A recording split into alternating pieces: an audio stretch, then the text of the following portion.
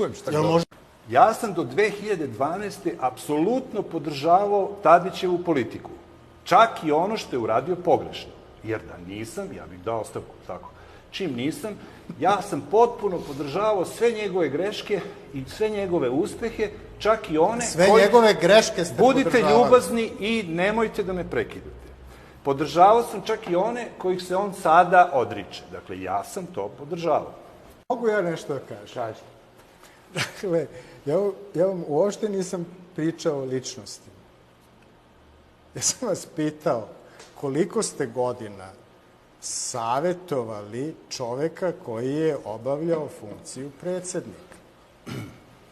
I vi ste rekli sada da ste podržavali njegove greške. To je lepo što priznajete. U ovom trenutku vi isto tako podržavate greške Aleksandra Vučića. Moguće. Moguće, zato što... Dakle, to sledi iz ovoga što ste rekli. Da, zato što malo bolje od vas razumem zašto pravi neke greške. Kao što i bolje od vas razumem koliko je teško da uradi nešto što je dobro uradi. U svakom slučaju, ono što ja mogu da zaključim jeste da ćete vi podržavati greške bilo koga koji je na vlasti. Pa dobro, to je naravno stupidno zaključak koji nema veze sa logikom. To sledi iz ovih premisa. Jer su ljudi koji su angažovani u političkim strankama, čast izuzecima, naravno da ima takvih, ali to su izuzeci. Velika većina su katastrofalni ljudi koji su ovu zemlju uvili u crno. Evo, jedan sedi tu. Današnje stranke su stranke lovaca na plen. Gospodin Krstić je klasičan lovac na plen. I uglavnom, 99% ljudi u srpskoj politici su lovci na plen. To je normalno u Srbiji. I u tom smislu sasvim je gospodin Krstić u pravu kad smatra mene jednom budalom koja tu bez veze nešto priča. Naravno. Jer ja potpuno kršim pravila političkog života u Srbiji.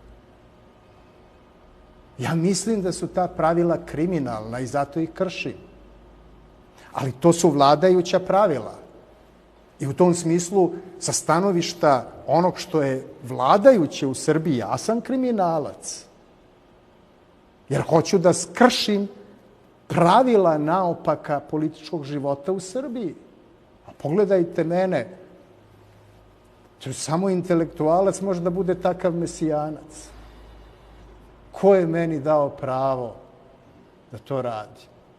Ako narod u Srbiji želi ovakvu politiku, pa zaista je gospodin Krstić potpuno u pravu. I u tom smislu ja sam spreman skroz da se povučem. Ako javnost želi ovakvu politiku, to je, malo danas radim za jednog, malo od sutra radim za drugog, preko sutra ću za trećeg, bitno je kome kako plaća. To je sasvim u redu. Da li ćeš mi, nezaposlen sam, obezbediti posao? To je ključno pitanje. Odjedanput Srpska napredna stranka, ne znam koliko je imala članova, ali nije imala više od 20.000 pre nego što je došla na vlast. Sada ona ima 500.000 članova. Aman, ljudi. Koga mi zavaravamo? O čemu mi pričamo? Pa može li se ići protiv pravila koje vrede? Pravo da vam kažem, mene to ništa ne zanima. Ja imam ono što mislim, to pričam, to predajem studentima, da, jer ja predajem sociologiju politike i Max Weber je napravio, inače omiljen sociolog Aleksandra Vučića, on je napravio podelu na stranke lovaca na plen i ideološke stranke. U Srbiji vi nemate ideološku stranku, nego imate stranke lovaca na plen. Pokušao sam da uradim nešto da bi se to promenilo. Nisam uspeo. Šta da radim? Gospodine Krstiću, može li se išta u politici uraditi mimo pravila koje vladaju?